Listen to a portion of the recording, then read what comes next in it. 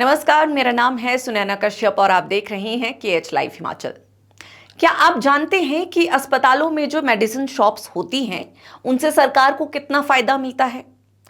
अगर आप नहीं जानते तो कोई बात नहीं, क्योंकि शायद खुद सरकार भी इस बात को नहीं जानती और अगर जानती भी है तो अनजान बनी बैठी है। ऐसा हम इसलिए कह रहे हैं क्योंकि हाल ही में दैनिक भास्कर में सामने आई जानकारी ने चौंकाने वाली तस्वीर पेश की है, जहां करोड़ों का कारोबार करने वाली दवा दुकानों से सरकार को सिर्फ नाम मात्र का किराया मिल रहा है।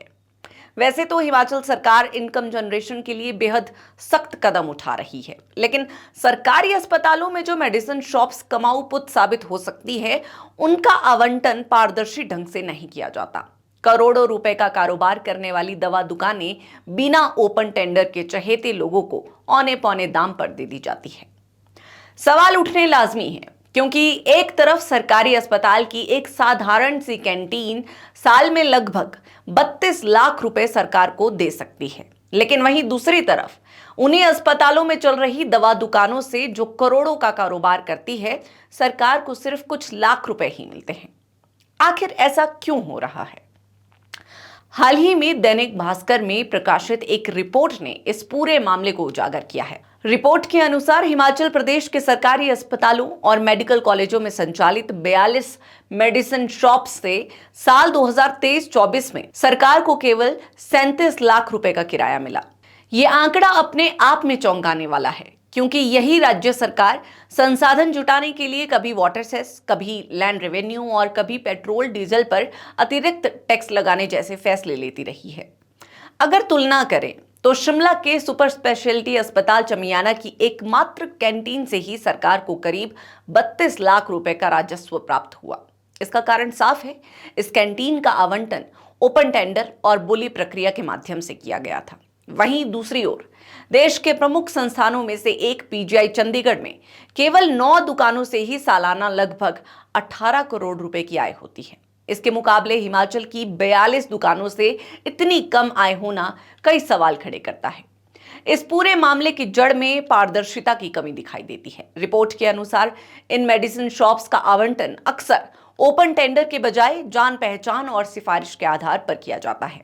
दुकानों से लिए जाने वाला किराया भी बहुत कम है, कुल टर्नओवर का मात्र 0.2% और कुछ मामलों में 1% तक। इतना ही नहीं, यह भी आरोप है कि कई संचालक अपना वास्तविक टर्नओवर कम दिखाते हैं, जिससे सरकार को मिलने वाला राजस्व और भी घट जाता है। इस व्यवस्था का सीधा असर मरीजों पर भी पड़ता है। हिमाचल की इन दुकानों में मरीजों को दवाइयों पर लगभग 10% तक ही छूट मिलती है, जबकि PGI जैसे संस्थानों में यही छूट 15% से लेकर 30 से 40% तक होती है। यानी जहां सिस्टम पारदर्शी है, वहां मरीजों को ज्यादा फायदा मिल रहा है, और जहां पारदर्शिता नहीं है, वहां मरीज और सरकार दोनों नुकसान में है। डॉक्टरों ने सूचना का अधिकार कानून के तहत इस मामले की जानकारी जुटाई। इसके बाद ये मुद्दा सामने आया, यहां तक कि चमियाना अस्पताल की फैकल्टी एसोसिएशन ने फाइनेंस सेक्रेटरी को एक प्रेजेंटेशन देकर सुझाव दिया कि अगर इन दुकानों का आवंटन ओपन ऑक्शन के जरिए किया जाए तो सरकार की आय में कई गुना वृद्धि हो सकती है। फाइनेंस सेक्रेटरी ने इस प्रस्ताव को स्वीकार भी किया, लेकिन जब मामला मुख्यमंत्री कार्यालय तक पहुंचा तो फाइल आगे नहीं बढ़ पाई। सबसे चिंताजनक बात यह है कि यह समस्या किसी एक सरकार तक सीमित नहीं है। चाहे भाजपा की सरकार रही हो या कांग्रेस की, दोनों ही कार्यकालों में इन दुकानों का आवंटन बिना टेंडर के होता रहा है। इससे साफ होता है कि ये केवल राजनीतिक नहीं बल्कि सत्ता की गहराई में बैठी समस्या है। अब सवाल उठता है कि जब एक कैंटीन से 32 लाख रुपए मिल सकते हैं और PGI जैसे संस्थान करोड़ों की आय कर सकते हैं, तो हिमाचल की 42 दवा दुकानों से सरकार को केवल 37 लाख रुपए ही क्यों मिल रहे हैं? अगर ओपन टेंडर और पारदर्शिता लाई जाए तो न केवल सरकार की आय बढ़ेगी, बल्कि मरीजों को भी सस्ती दवाइयों का लाभ मिल सकेगा। अब देखना यह है कि क्या इस मुद्दे पर वास्तव में कोई ठोस कार्रवाई होगी। हालांकि तकनीकी शिक्षा मंत्री राजेश धर्मानी ने बताया है कि यह मामला उनके ध्यान में नहीं था। इस मसले को CM के समक्ष उठाया जाएगा। ओपन टेंडर से मेडिसिन शॉप की नीलामी से आय बढ़ेगी।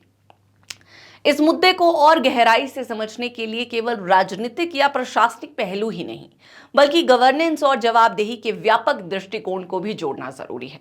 उदाहरण के तौर पर, अगर दुकानों से टर्नओवर के आधार पर किराया लिया जा रहा है, तो यह सुनिश्चित करना भी उतना ही आवश्यक है कि उस टर्नओवर का सही ऑडिट हो। क्या डिजिटल बिलिंग अनिवार्य है? क्या किसी थर्ड पार्टी द्वारा नियमित जांच होती है? ये बड़े सवाल हैं। अब इस पूरी चर्चा पर आप सभी की क्या राय है, हमें कमेंट सेक्शन में जरूर बताएं और हमारे चैनल को सब्सक्राइब करना ना भूलें।